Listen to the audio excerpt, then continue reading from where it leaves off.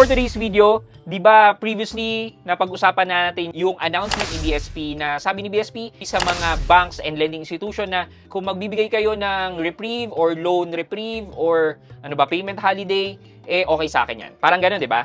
Yun yung naging maingay na news for the past week. And kung gusto nyo panoorin yan, makikita nyo po yan dito sa video ko.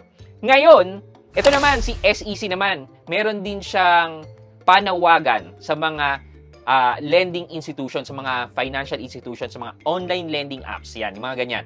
Na, baka naman pwede kayo magbigay ng payment holiday at least 1 month. Yan ang pag-uusapan natin today. So, samahan niyo ako, sit back, and let's discuss coming right up.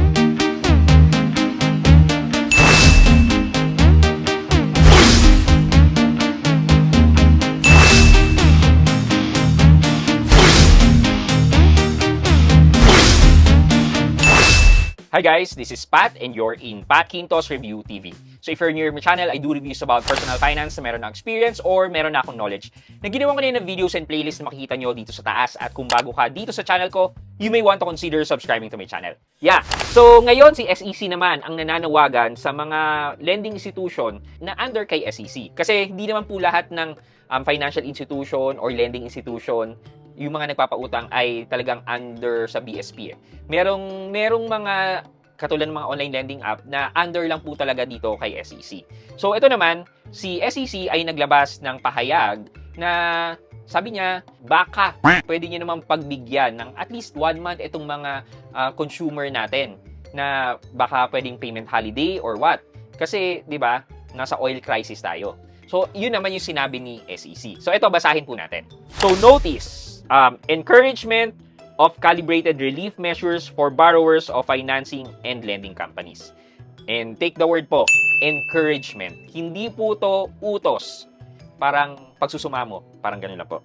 Pursuant to the approval of the Securities and Exchange Commission and Bank during its meeting on April 16, 2026, the Commission hereby adopts a policy encouraging financial companies, FCs, and lending companies, LCs, to extend calibrated and sustainable relief measure to borrowers experiencing financial difficulty in light of the recent economic development arising from the declaration of the state of national energy emergency.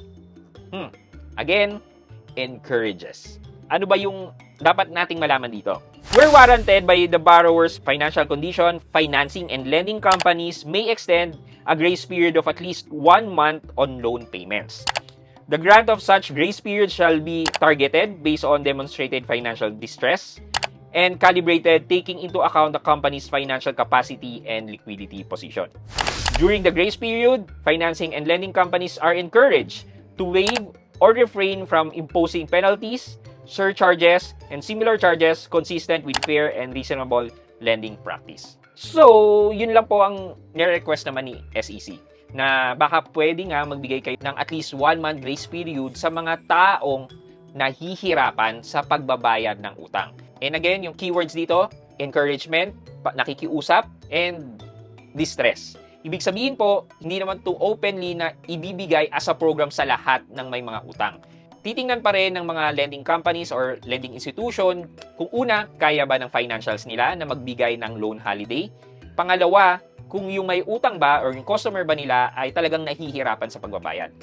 Kung ako, regular naman akong magbabayad at hindi naman ako nahihirapan, hindi ito mau-offer sa akin. So in essence, wala pong pangil itong request ni SEC.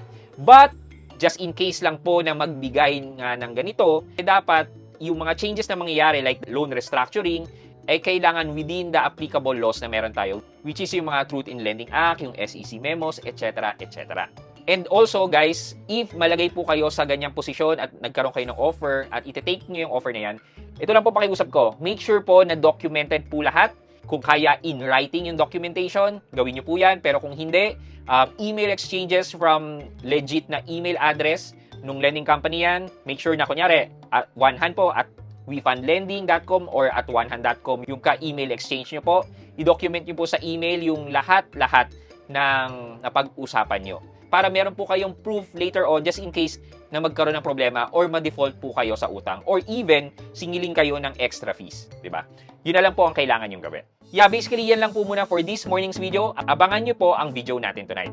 I hope you like this video. Leave a thumbs up, and if not, wala namang problema dyan, but continue to support me by subscribing to my channel by clicking the subscribe button and also the bell button sa tabing subscribe para makareceive kayo ng latest notification sa lahat ng upload ko.